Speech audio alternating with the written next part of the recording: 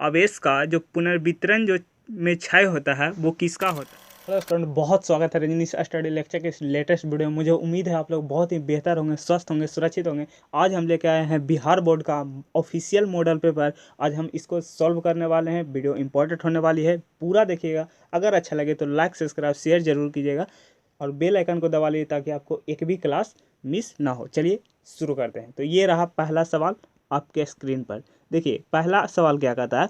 कहता है इलेक्ट्रॉन का विशिष्ट आवेश होता है। इलेक्ट्रॉन का विशिष्ट आवेश क्या होता है जो आपको बताना है। तो देखिए अगर हमको डायरेक्ट कहता कि आप बताइए एक इलेक्ट्रॉन पर आवेश कितना होता है, तो हम डायरेक्ट बता सकते थे कि 1.6 इंटू 10⁻⁻19 कूलम होता है, राइट। लेकिन हमसे क्या पूछा है, विशिष्ट आवेश पूछा है। तो विशिष्ट आवेश निकालने के लिए क्या होता है, देखिए विशिष्ट आवेश निकालने के लिए जो होता है वो हम कहते हैं इलेक्ट्रॉन को जब द्रव्यमान से भाग लगा देते हैं तब हमारा विशिष्ट आवेश निकल करके आता है। क्योंकि इसका मात्रक देखिए सब कूलम पर केजी में है, सब कूलम पर केजी में है, ठीक है। तो देखिए हम इसको जब भाग लगाते हैं किससे, एक इलेक्ट्रॉन पर द्रव्यमान, तो कितना होता है, ये होता है 9.1 इंटू 10⁻⁻31 kg, राइट। अब इसको सॉल्व कीजिएगा तो 1.8 इंटू 10⁻11 कूलम पर केजी, ये अपना करेक्ट आंसर आ जाएगा। तो करेक्ट आंसर कौन सा हो जाएगा, option C option correct answer हो जाएगा। सी ऑप्शन करेक्ट हो जाएगा, ठीक है। तो इस प्रकार से सॉल्व करके हमने निकाल लिया, ठीक है। और कमेंट में आंसर अपना ज़रूर लिखिएगा ताकि ये आपको पता चल सके कि आपकी तैयारी कैसी है और आप कितना सही कर पा रहे हैं, ठीक है। लिखने से चीज़ें क्या होती है, याद होती है, तो इसीलिए कमेंट जरूर कीजिएगा। चलिए आगे बढ़ते हैं।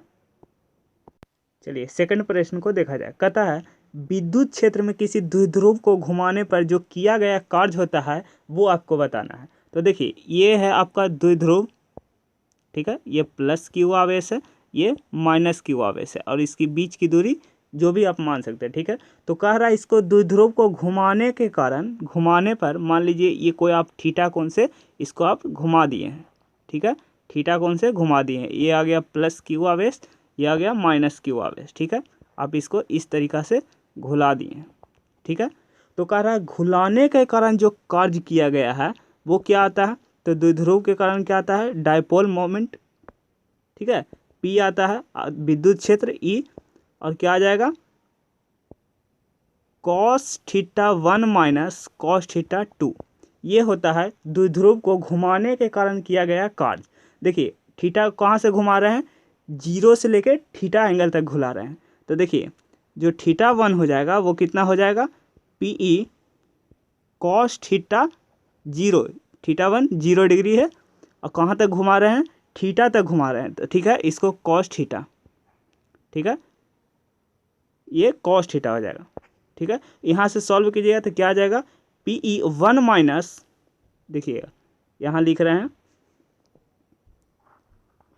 देखिए क्या आ जाएगा, W बराबर PE1 माइनस 1 माइनस cos θ आ जाएगा, cos θ आ जाएगा। तो देखिए यहाँ पर ही कह दिया विद्युत क्षेत्र, लेकिन यहाँ सब m में दिया है, तो m में ना होकर के क्या में हो जाएगा, विद्युत क्षेत्र के लिए P इंटू ई होता है। m किसके लिए होता है, चुंबकीय आघूर्ण के लिए होता है, चुंबकीय आघूर्ण के लिए होता है। तो ये सारा ऑप्शन क्या है, गलत हो जाएगा, ये सारा ऑप्शन गलत हो जाएगा। मेन हमारा करेक्ट आंसर कौन सा हो जाएगा, ये वाला PE1 माइनस cos θ, ठीक है। तो ये सारा मॉडल पेपर जो बिहार बोर्ड जारी किया है इस सारा ऑप्शन गलत दिया है, ठीक है। तो अब इसको याद रखिएगा, इसको नहीं याद रखिएगा। चलिए आगे चलते हैं। चलिए थर्ड नंबर क्वेश्चन को देखा जाए। कहता किसी माध्यम में अपेक्षिक परावैद्युतांक यानी एप्सिलॉन आर होता है, क्या होता है। देखिए जो एप्सिलॉन आर होता है उसका रिलेशन होता है एप्सिलॉन बटा epsilon not into epsilon R होता है, ठीक है। तो एप्सिलॉन आर का यहाँ से रिलेशन क्या हो जाएगा, एप्सिलॉन बटा एप्सिलॉन नॉट, एप्सिलॉन बटा एप्सिलॉन नॉट। तो करेक्ट आंसर कौन सा हो जाएगा, ऑप्शन सी हो जाएगा करेक्ट आंसर। देखिए जो एप्सिलॉन नॉट का जो मान होता है वो कितना होता है, वो होता है 8.85।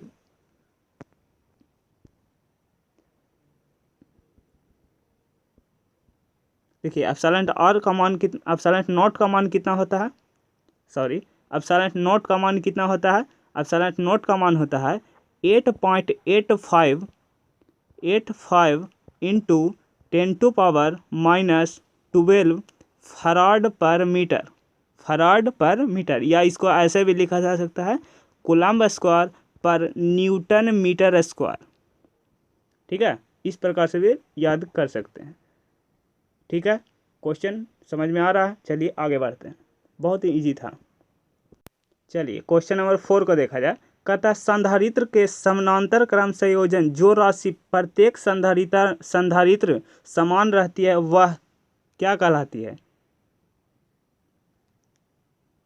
देखो संधारित्र को इंग्लिश में क्या कहते हैं, कैपेसिटर, ठीक है। कैपेसिटर या कंडेंसर भी बोल सकते हैं। देखिए the quality which is sum of each condenser in parallel combination of condenser is, बताइएगा जो संधारित्रों को समानांतर क्रम में जोड़ने पर, चलिए जोड़ के दिखाते हैं, इस प्रकार से रहता है। चलिए देखिए इस प्रकार से रहता है, समानांतर क्रम में जोड़ लिए। देखिए इसमें जो है आवेश क्या होता है, बढ़ता है, आवेश बढ़ जाता है, लेकिन जो विभव होता है वो क्या होता है, समान होता है।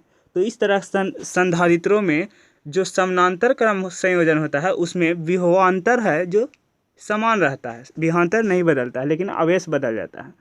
तो करेक्ट आंसर कौन सा हो जाएगा, ऑप्शन सी, ऑप्शन करेक्ट हो जाएगा। पोटेंशियल डिफरेंस करेक्ट आंसर हो जाएगा, यानी ऑप्शन सी ऑप्शन करेक्ट हो जाएगा, ठीक है। उम्मीद करता हूँ ये क्वेश्चन आपको समझ में अच्छे से आया होगा। चलिए अगले प्रश्न पर, चलिए 5वां नंबर क्वेश्चन को देखिए।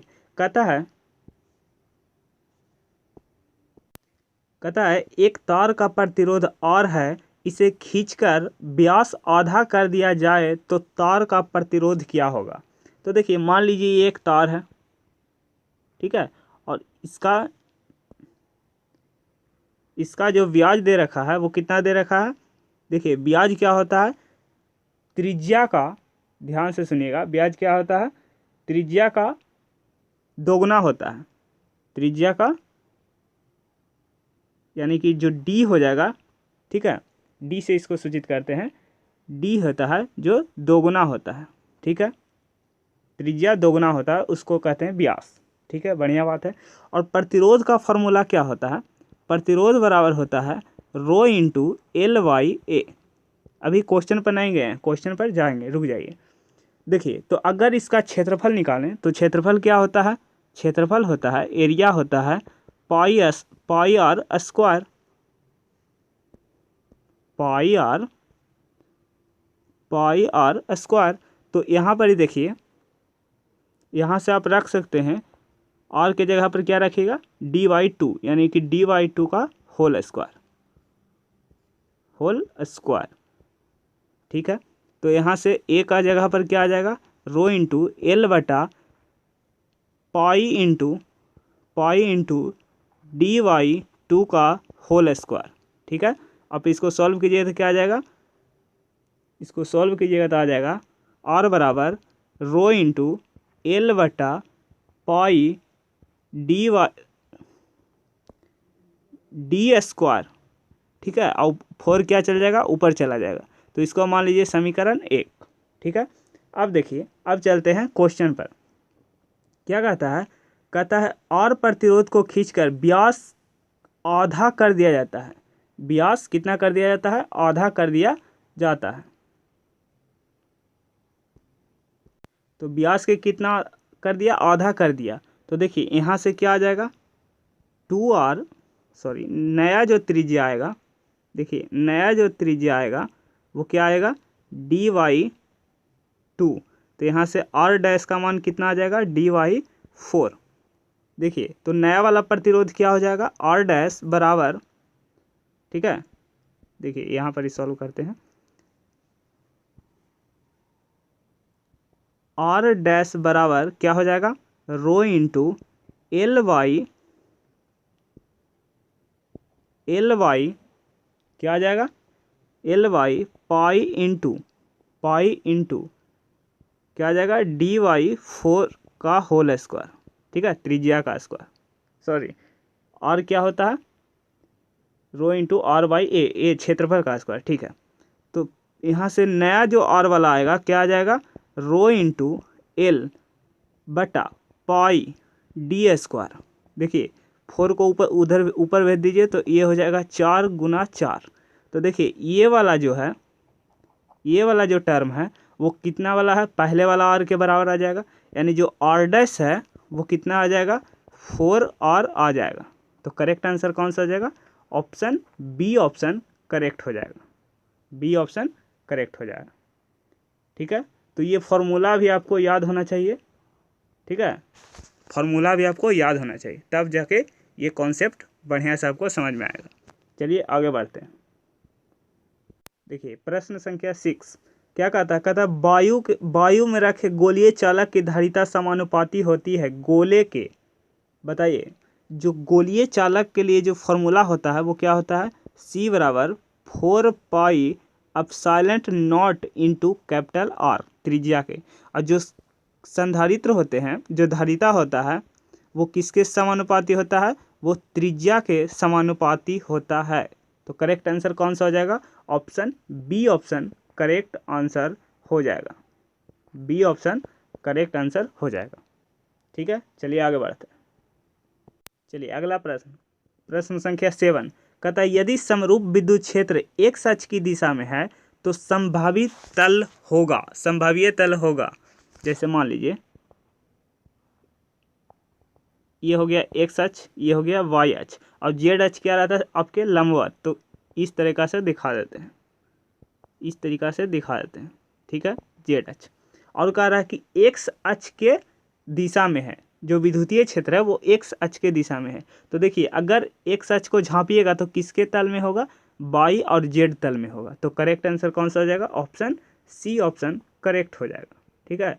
हिंदी इंग्लिश दोनों मिलाकर लाए हैं, ठीक है। चलिए आगे बढ़ते हैं। और अगर एजा पर ये बाई तल देता, देखिए क्वेश्चन पैटर्न भी बदल सकता है, ये नहीं कि जो मॉडल पेपर में आया वहीं दे दे। देखिए अगर यहाँ पर ये बाई दे देगा तो आप बाई को झाँपिएगा तो किसके, जेड एक्स तल में। अगर वो बाई ना दे करके जेड में दे दिया तो जेड को झाँपिएगा तो वाई एक्स तल में, ठीक है। तो इस तरीक़ा से भी क्वेश्चन आ सकता है। चलिए आगे बढ़ते हैं। चलिए प्रश्न संख्या 8 को देखा जाए, कहता है विद्युतशीलता का मात्रक होता है, विद्युतशीलता यानी कि एप्सिलॉन नॉट, यही तो होता है निर्वात या निर्वात की विद्युतशीलता, ठीक है। तो इसका मान क्या होता है, इसका जो मान होता है वो होता है 8.85 इंटू 10⁻⁻12, और जो इसका मात्रक होता है या तो फराड पर मीटर होता है या कूलम्ब स्क्वायर पर न्यूटन पर मीटर स्क्वायर होता है। तो देख लीजिए, मिला लीजिए करेक्ट आंसर कौन सा है।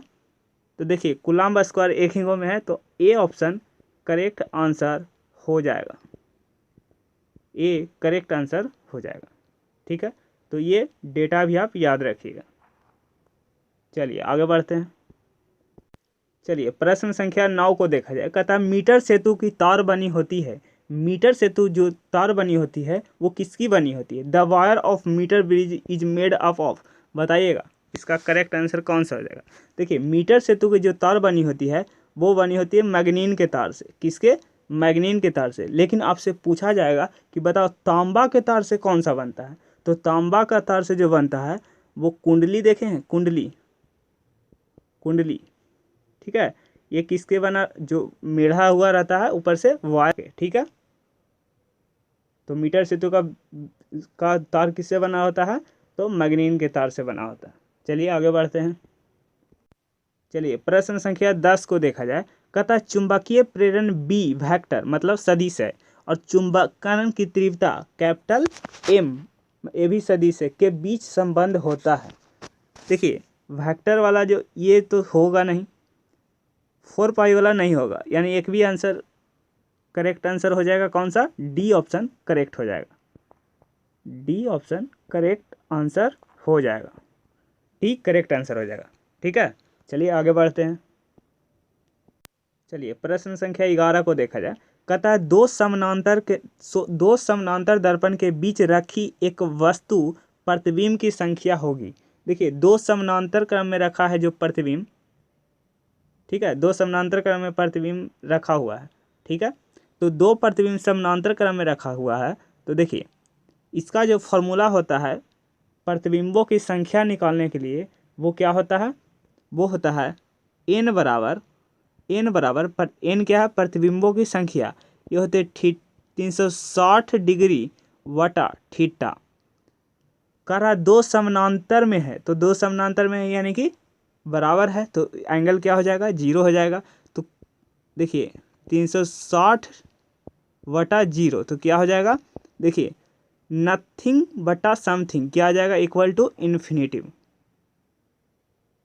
ठीक है, या तो आप बोल सकते हैं समथिंग यानी कुछ है और नथिंग यानी कुछ नहीं है, तो क्या आ जाएगा, इज कॉल्ड आ जाएगा इन्फिनिटिव, यानी डी ऑप्शन करेक्ट आंसर हो जाएगा, डी ऑप्शन करेक्ट आंसर हो जाएगा। ठीक है, चलिए आगे बढ़ते हैं। या आप बाल उल कटाने गए होंगे तो आप वहाँ पर भी देखें कि नाई जो होता है एगो आगे दर्पण, एगो पीछे दर्पण, एगो ऊपर दर्पण, ठीक है, तो उस प्रकार से रखा जाता है। तो देखिए उसका प्रतिबिंब इसमें दिखता है और इसका प्रतिबिंब उसमें दिखता है, तो इसके कारण क्या हो जाएगा, अनंत प्रतिबिंब बनाए जा सकते हैं। ठीक है, तो आप इस सूत्र से भी आप निकाल सकते हैं।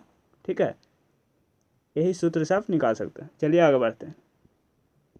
चलिए 12 नंबर क्वेश्चन को देखिए। कहता है किसी गोलीय दर्पण का पार्श्व आवर्धन m है तो अनुदैर्ध्य आवर्धन क्या हो। 11 नंबर क्वेश्चन समतल वाला था, ये बार कैसा गोलीय है, तो इसका जो आवर्धन हो जाएगा वो m² हो जाएगा, यानी करेक्ट आंसर कौन सा हो जाएगा, option B option correct answer हो जाएगा। नेक्स्ट प्रश्न पर चलते हैं। चलिए 30 नंबर क्वेश्चन को देखा जाए। कहता अगर किसी प्रकाश का किसी दो माध्यम में तरंगदैर्घ्य λ1 λ2 हो तो स्नेल का नियम से होगा। देखिए स्नेल का नियम क्या होता है कि जब कोई प्रकाश की किरणें आपतित होती है तो अपने प्रकाश अपने पथ से क्या होता है, विचलित हो जाता है, तो ये I हो जाएगा और ये R हो जाएगा। ठीक है, तो देखिए अगर मान लीजिए ये माध्यम λ1 है और ये λ2 है, तो जो स्नेल के नियम से होता है वो क्या होता है, sine I upon sine R। ठीक है, और ये होता है 2μ1, यानी कि पहला माध्यम दूसरे के सापेक्ष, तो क्या हो जाएगा ये वहाँ से, या आप लिख सकते हैं 2λ1, तो साइन I बटा, तो यहाँ से क्या निकल कर आ जाएंगे, साइन I बटा साइन R, इसको आप लिख सकते हैं λ2 अपॉन λ1, यानी दूसरा माध्यम पहला के सापेक्ष, यानी करेक्ट आंसर कौन सा हो जाएगा, ऑप्शन ए करेक्ट आंसर हो जाएगा। ठीक है, चलिए अगले प्रश्न पर। चलिए क्वेश्चन नंबर 14 को देखा जाए। कहता किस कारण से वायु का बुलबुला पानी में चमकता है, किस कारण से वायु का बुलबुला पानी के अंदर चमकता है, तो ये जो चमकता है वो होता है टोटल इंटरनल रिफ्रैक्शन के कारण, यानी करेक्ट आंसर कौन सा हो जाएगा, सी ऑप्शन करेक्ट हो जाएगा, यानी पूर्ण आंतरिक परावर्तन के कारण। ठीक है, चलिए आगे बढ़ते हैं। चलिए क्वेश्चन नंबर 15 को देखा जाए। कहता है दो उत्तल लेंस परस्पर संपर्क में है तो समतुल्य लेंस होगा। दो उत्तल लेंस क्या है, संपर्क में है, तो जो अगला उत्तल लेंस बनेगा,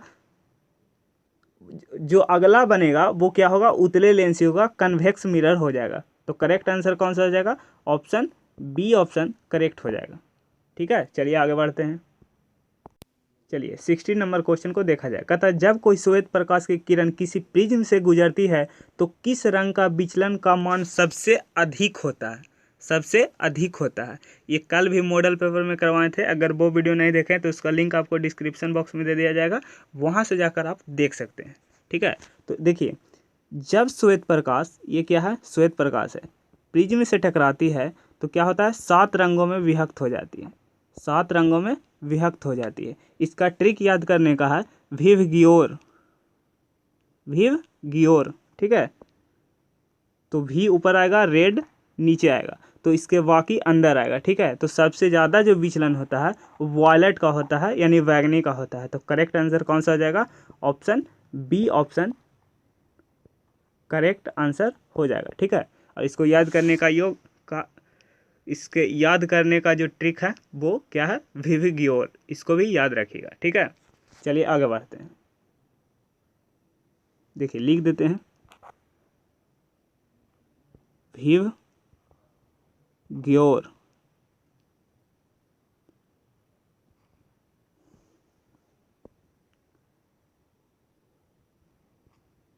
विव गियोर ये होता है।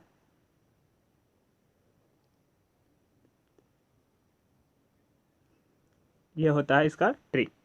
चलिए आगे बढ़ते हैं। अगर सबसे कम न्यूनतम, अगर कहता न्यूनतम विचलन, तो कौन सा हो जाएगा, ऑप्शन ए ऑप्शन करेक्ट हो जाएगा। ठीक है, तो क्वेश्चन बदल भी सकता है, पैटर्न आपको पता करना है कि किस किस पैटर्न से पूछ सकता है। चलिए आगे बढ़ते हैं।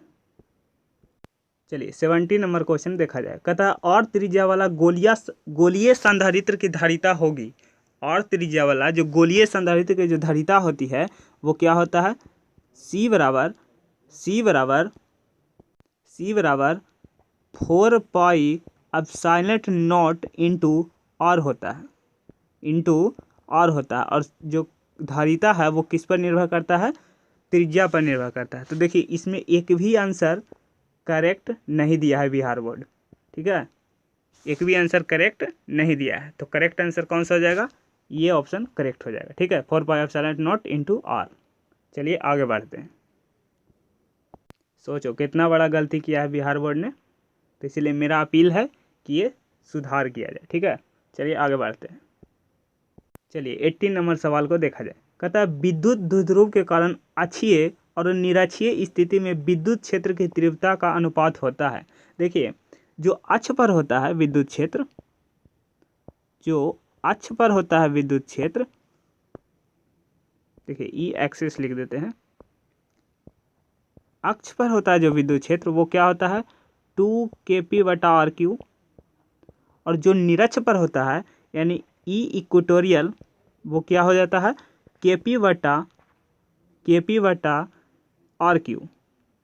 kp/r³ ये होता है। तो आप देख रहे हैं कि जो अक्ष है यानी कि एक्सिस है वो कितना होता है, निरक्ष के दोगुना होता है, निरक्ष के दोगुना होता है। ठीक है, तो यहाँ से आप अनुपात निकाल सकते हैं, जो ई एक्स है वो निरक्ष का कितना है, 2:1 में है। तो 2:1 करेक्ट आंसर कौन सा हो जाएगा, ऑप्शन बी ऑप्शन करेक्ट हो जाएगा, बी ऑप्शन करेक्ट हो जाएगा।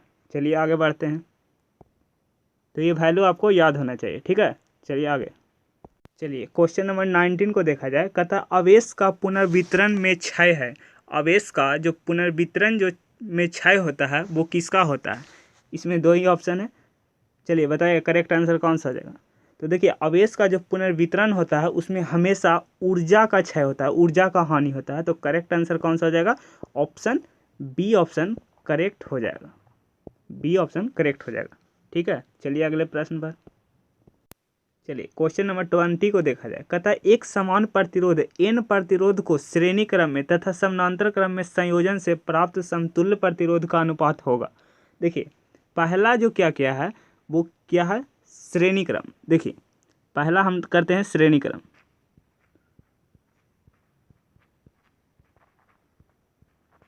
श्रेणी क्रम। तो श्रेणी क्रम में क्या होता है प्रतिरोधों का, तो श्रेणी क्रम में होता है R1 + R2 + R3, यानी R जो इक्विवेलेंट होता है वो क्या हो जाएगा, R1 + R2 + n तक। तो हम ले लेते हैं क्या, देखिए जो हमारा R इक्विवेलेंट होता है वो n × R हो जाता है। और जो समानांतर समानांतर क्रम में जो होता है वो होता है इक्विवेलेंट, जो हो जाता है वो क्या हो जाता है, एन आर बटा क्या हो जाता है, सॉरी आर बटा एन हो जाएगा, क्योंकि एक बटा ना होता है, तो एन बटा आर हो जाएगा। ठीक है, अगर